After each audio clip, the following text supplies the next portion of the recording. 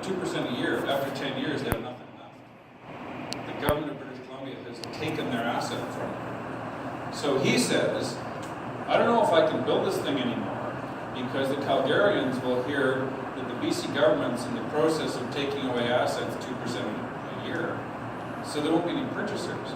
And the answer is, don't worry about it. It doesn't apply in the Kootenays. His response is, yet. Who knows what they're going to do next? Because today at 2:30, Carol James, the finance minister, said, we've decided to exempt the Gulf Islands.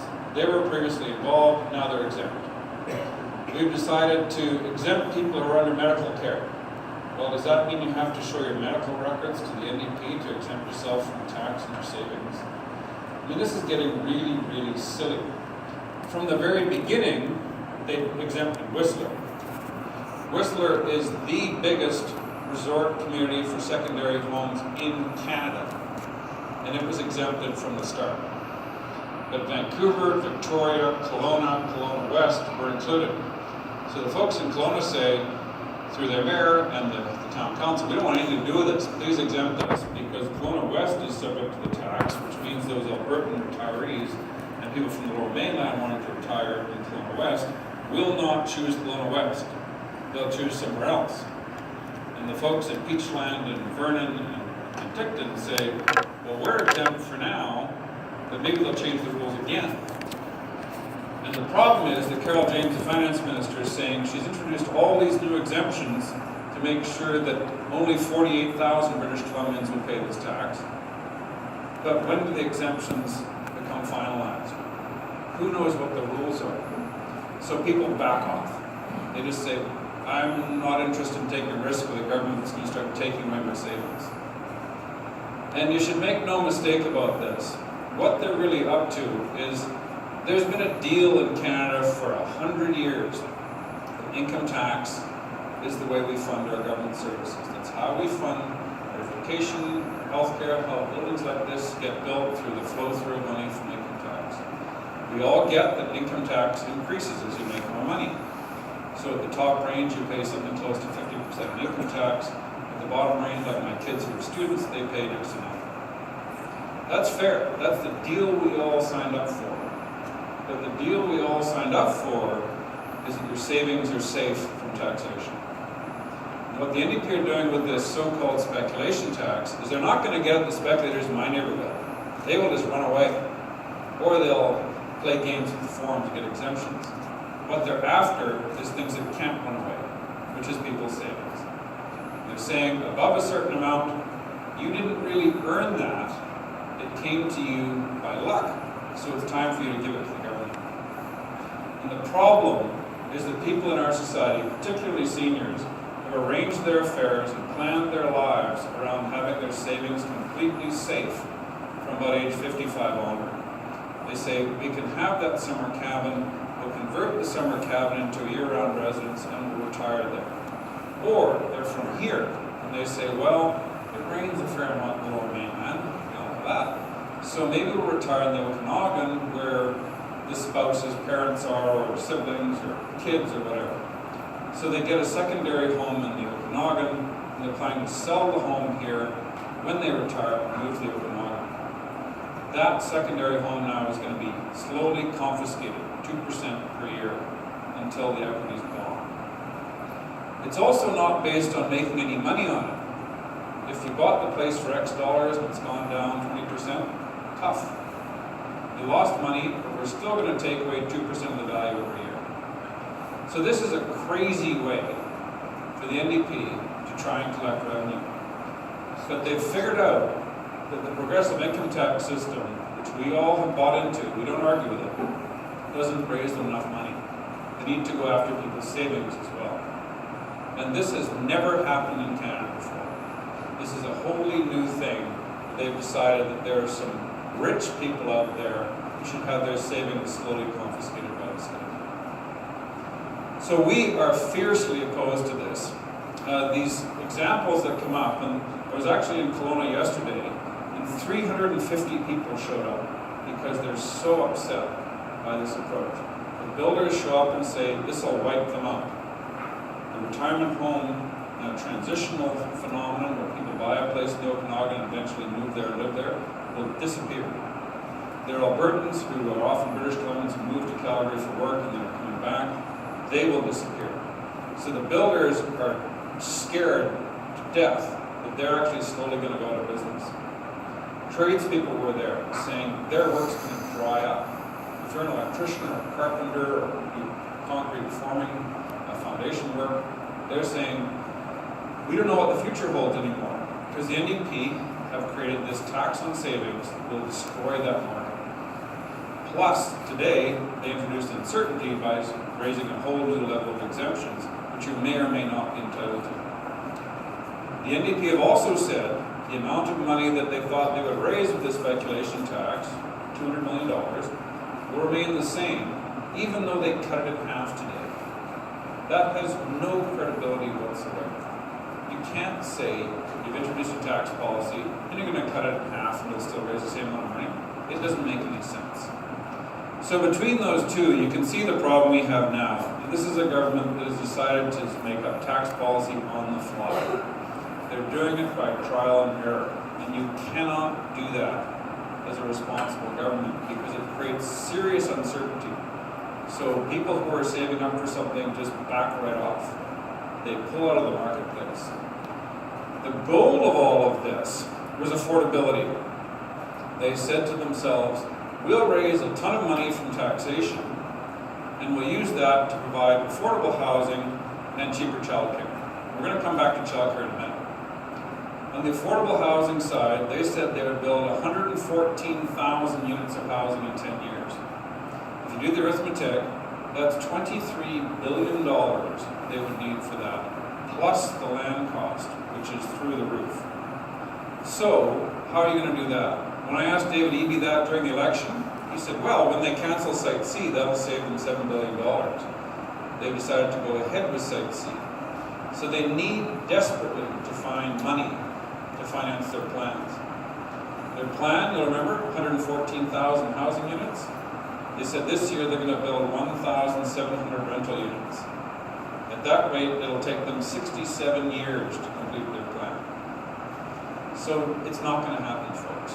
The NDP are not going to be building affordable housing. And let's not forget, I moved to this province as a tiny kid when the population was 1.6 million. It's now 4.8 million. In the last 50 years, 60,000 people a year have moved to British Columbia. And that's been the pattern for the last 5 years. They just come in, rate about 180 a day, every day, to British Columbia. So if 60,000 people are moving here, and you're building housing for 1,700 of them, what are the other 58,000 going to do? We desperately need the private sector to be building housing in this province. That would help to drive down the cost of housing, to increase the supply, to take the pressure off the housing markets, especially, basically from Mission to Point Grey. Because that's where we're going to have, realistically, most of those 60,000 people moving in every year. So what has happened? If you think about this speculation tax and what it does to property developers and builders, they're saying, well, wait a second, if I assemble a piece of land the size of this courtyard, anywhere in the Lower Mainland, that costs millions of dollars. I then have to pay, if I'm the builder, property purchase tax on that in the range of a few $1 million. The NDP put on what they call a school tax, which is really an expensive property tax. So that would be another $1 million of taxation on that big piece of land. It only cuts in about $3 or $4 million of valuation. But bare land pays it just like a house pays it. So that builder then says, I've got to take that couple of $1 million of property purchase tax that's new, another $1 million of the school tax that's new, and I have to pass that on to the purchasers. There's no other way to do it. We all know that property is expensive in BC already. So if it's already expensive, and you take all these NDP taxes and pile them on top of that, the builders are starting to say, well, we're not convinced anybody can afford this anymore. So they're starting to cancel projects, which means the supply of housing will not go up, it will go down. And so this is the craziness of this NDP tax policy. is they decided to try and protect the middle class of British Columbia by attacking people who are supposedly well off, who are supposedly this investor class, who are foreigners, these people that aren't supposed to be the people in this room. But it all comes from somewhere. And with this combination of taxes they put forward, it's going to flow through to people in the worst possible way. Reduced supply of housing, with 60,000 people still wanting to move here every year. We'll come to childcare in a minute. But this is the net effect of what they're doing, is making it up on the fly, and it's not going to work out in the interest of British Columbians. It's nothing but a tax grab. And it's in addition to income tax, because they figured out they can't tax people's income anymore. So let's come back to the goals they had in mind for this. It's supposed to be around affordability. The housing picture is a bad joke, as I've just described. In childcare, they said we're going to put $1 billion into childcare subsidies. And this will help families to be able to afford childcare. We're going to convert unlicensed childcare into licensed childcare. And we're going to make sure that the for-profit, the private childcare sector provides a fair deal to families. And most people say, this sounds great. It's all going to be better. It'll be cheaper. There'll be more subsidies. More people will be able to afford childcare. But yesterday in Kelowna, there's a woman called Amanda Worm. She's about 35. She's signed a lease last September for $10,000 a month on her second childcare. It's for 10 years. So she has a $1.2 million obligation to keep her childcare facility going. She has 46 staff with a $1.1 million payroll every year. She gets hit with the employer's health tax, which is going to cost her about $30,000 a year, and she is being told by the government of British Columbia, you have to freeze your rates. So there's nowhere to get that $30,000 from. She looks around at this business plan she's got for her 2 daycares, and she says, I don't know if this will work. I've got the bank on my back. I've borrowed all this money to make this happen. And now they're saying they're layering on these taxes. Not only that, to get the subsidies, and the people in the front row here know this very well, for the parents to get the subsidies, you have to freeze your rates, and the flow through from that subsidy money to the daycares is not the full amount.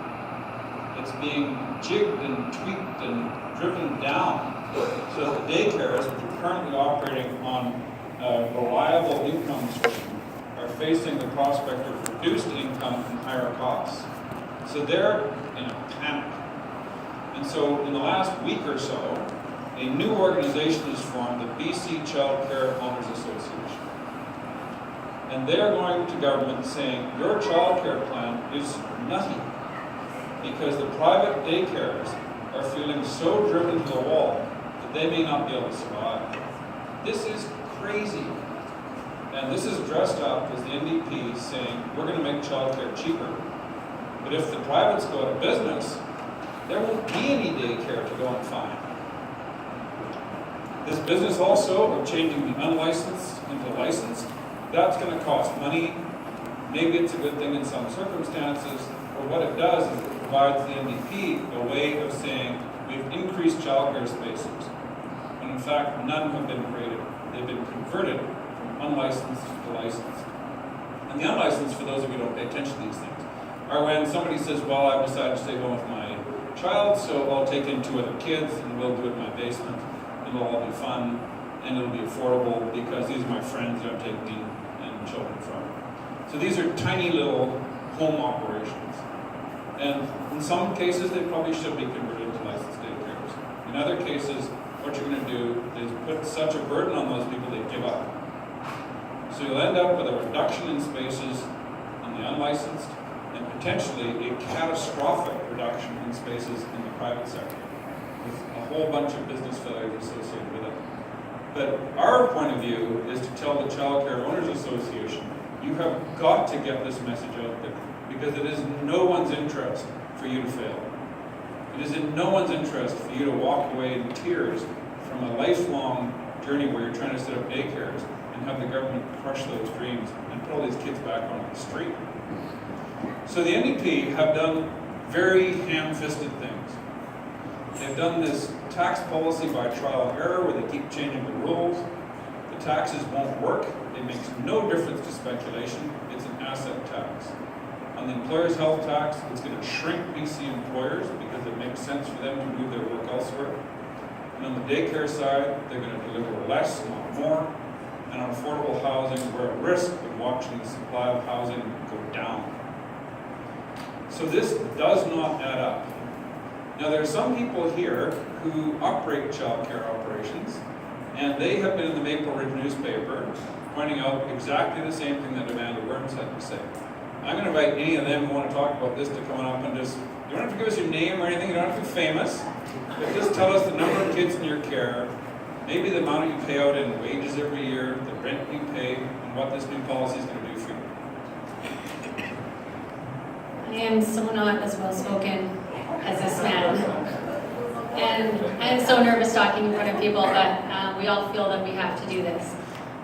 Everything he's saying is all true about daycare.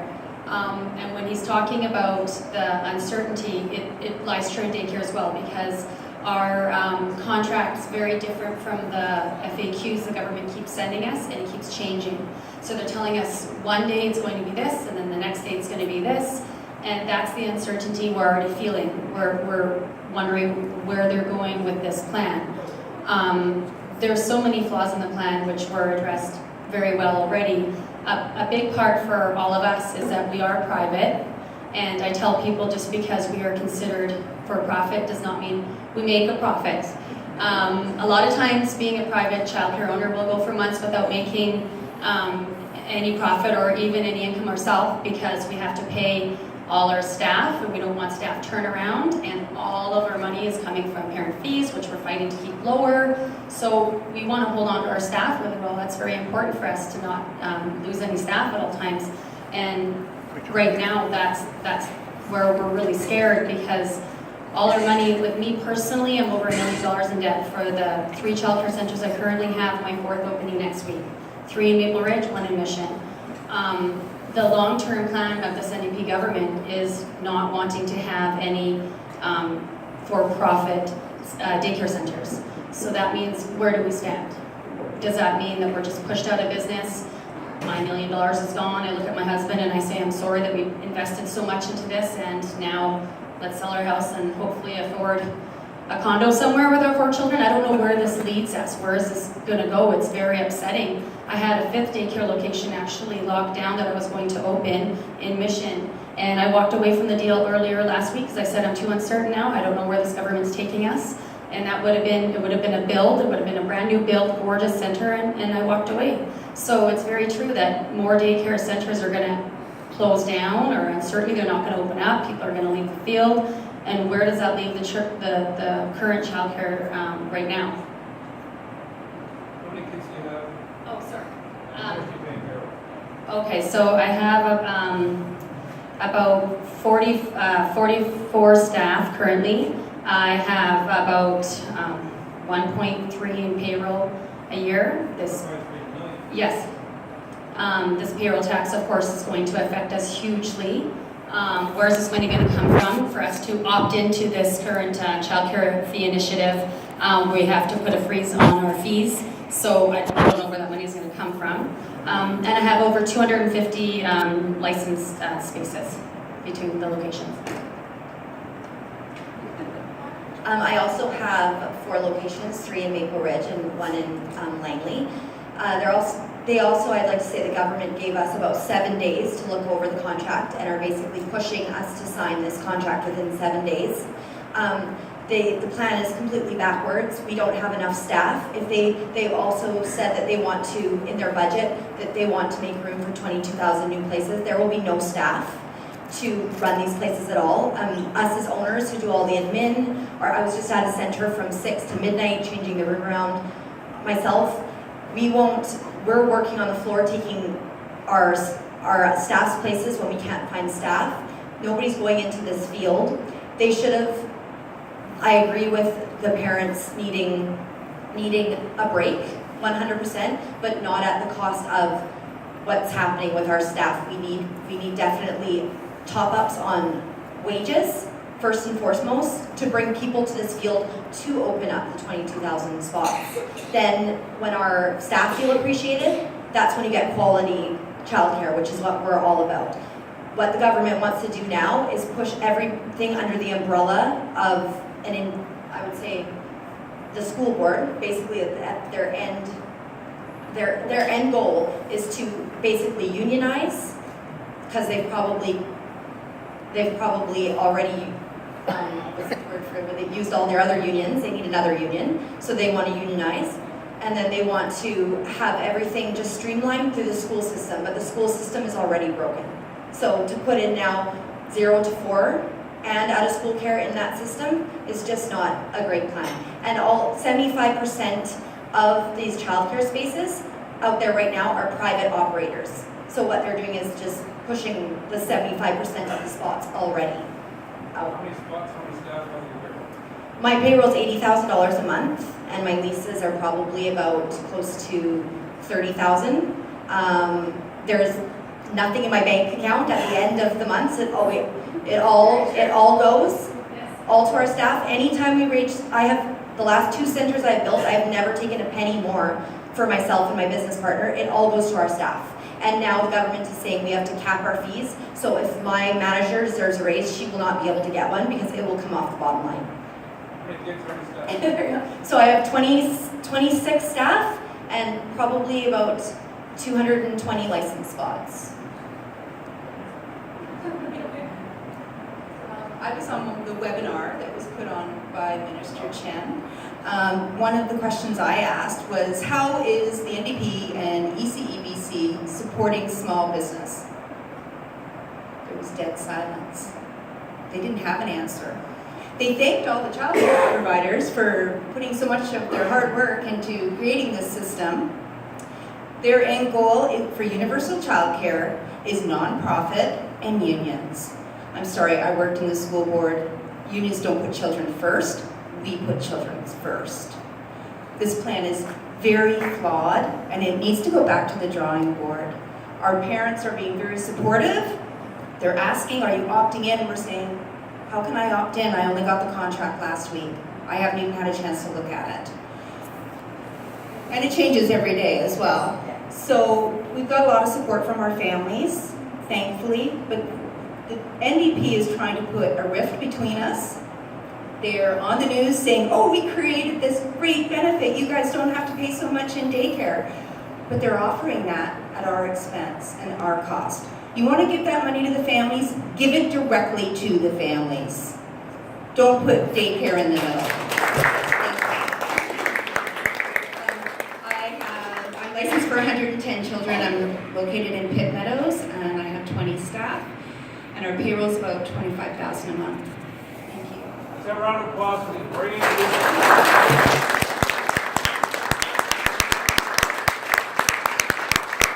So this is what we're up against, is kind of a ham-fisted government that keeps changing the rules for these people by the day. For tax policy, after 6 weeks you might get another revision and change the rules all over again. So the problem we have as a society is how to plan our futures under this NDP government. It's very difficult to convince anybody that this is a good place to work and invest. I had a technology sector roundtable on last Wednesday. These are fairly major employers. They generally pay $80,000 to $120,000 a year per person in their company. One of them has 450 employees, the other one has 1,000, another one has 250. And they say quite openly, they can be anywhere in the world. And with the cost of housing here, it's already hard to recruit staff from elsewhere to come here. But they say if the NDP keep piling on these taxes, they will seriously consider moving their work elsewhere. Those 3 companies all have branches in the USA already. And many of you won't have paid attention to this, but under the current American administration, they cut their corporate tax rate from 35% to 21%. That's a 40% drop in the corporate tax. So we were at a manufacturer in Chilliwack this afternoon. They have a sales branch in Washington State. Their competition is all in Washington State and Iowa. And they say if this keeps going on, they will have no choice but to move their manufacturing from Chilliwack to Washington State. They can still live here if they feel like it as managers, but all the work, all the profit, all of the inputs will go to the USA. So this is a really dark scenario for British Columbia, where we have a government that set this admirable goal of affordability and will accomplish nothing on housing with 1,700 units this year for 60,000 people coming in and turning the private sector tap off almost completely. And clearly from what we're hearing about childcare, it is such a roughshod approach that it may actually significantly reduce the number of childcare spaces rather than increase them.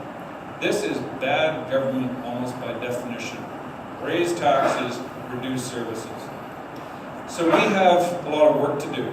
As the BC Liberals, we are opposed to these programs that they're introducing. We're opposed to their new taxes.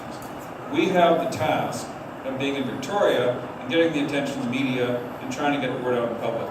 So that's what we do with the folks at the Vancouver Province, Global TV. About 2 hours ago, there were 3 TV crews here to talk to me about what the Finance Minister did today by changing the tax on secondary homes again after 6 weeks.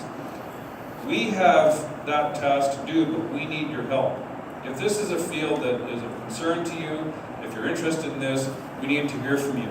The childcare operators have their hands full already with all those kids and all of these challenges, but they have formed this owners association to get the message out to the media and to get the word out in social media. So if you are aware of these stories that affect people in a very personal way, like that freight forwarder at Vancouver Airport, there's another story in this speculation tax that has probably been fixed this afternoon. A friend of mine has an aged mother who's in her mid-80s who lives in Main Island in the Gulf Islands. She is a widow. She has to go into the Victoria Cancer Clinic every 10 days for a certain treatment that really puts her under the weather. So what she does is she has a tiny little condo in Victoria, and she goes and sleeps off the misery of the chemo that night and then goes back to her place in Main Island. As the tax stood at 1 o'clock this afternoon, she said she's going to have to sell the place in the Gulf Islands because she can't afford the tax. She'd have to move to Victoria into that tiny little condo, or else sell that one and buy another one. So that's an 83-year-old asked to go through 3 real estate transactions because of a dumb NDP tax. Today they changed the rules and said, okay, if you're in the Gulf Islands, you're exempt. And if you're like me, you say, why are the Gulf Islands suddenly exempt? Maybe it's because there's a Green Party member that represents the Gulf Islands. And suddenly they've said, if you're under medical care, you can be exempted from the tax. Well, does that mean you got to start convincing the NDP with your medical records that you deserve to be freed from tax? This is nutty tax policy. So our task is to hold them to account in the legislature, get the word out to the media. If you're aware of stories along these lines that are really telling the story in a very human way, please tell your MLA, Simon Gibson, who's down the road in Mission. Tell me if you want to. Get the word out. It's also increasingly important, folks, if you use social media at all, and especially Facebook, get on Facebook and push back on these things. Talk about it. Be very pragmatic, be very truthful, be very accurate, and you'll attract a little bit of noise from the people who want to shout at you.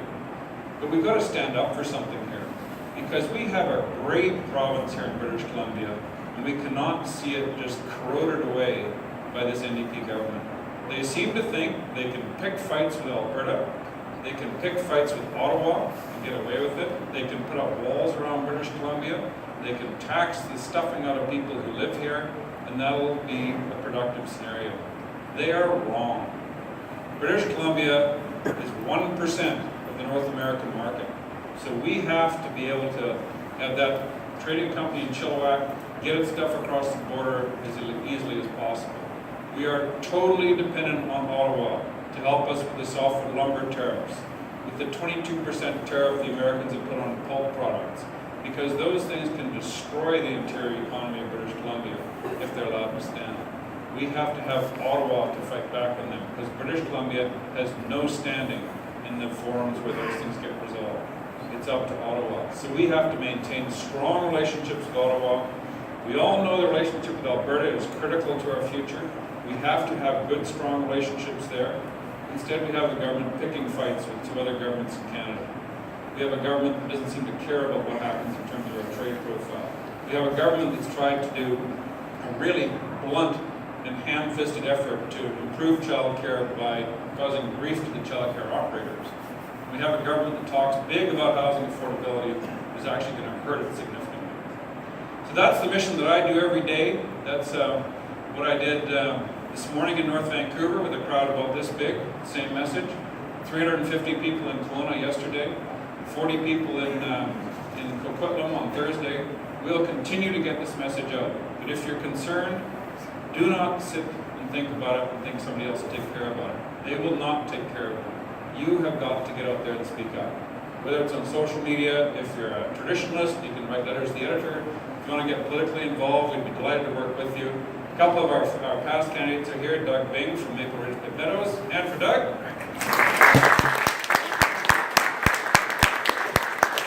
And Mark Ball from the former MLA from Maple Ridge Mission.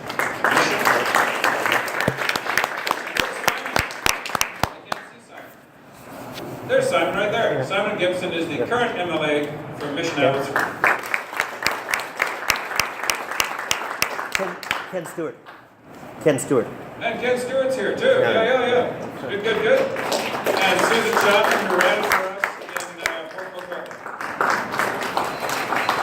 So I just want to thank these people because they basically put their careers on hold to go and do this work to make sure we have good public policy in British Columbia. That's what we're committed to.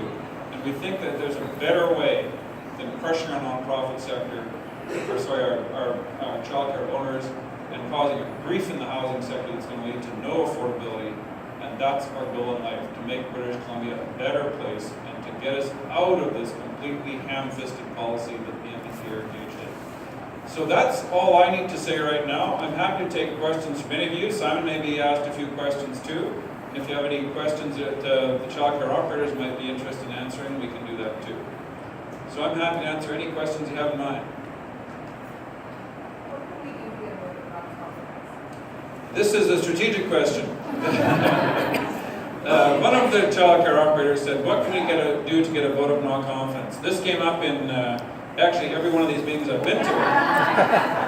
There's an enthusiasm by a lot of people now to get rid of this government as soon as possible. And we don't choose the election date. We have 42 seats in the legislature. The NDP have 41, and the Greens have 3. Last summer, as you probably know, the Greens signed a deal with the NDP that the Greens would support them on all of their votes, regardless of what they did, except in really egregious circumstances. So now the Greens vote with the NDP 100% of the time. Every single vote, all 3 Greens vote for the NDP policy every time. You probably noticed that Andrew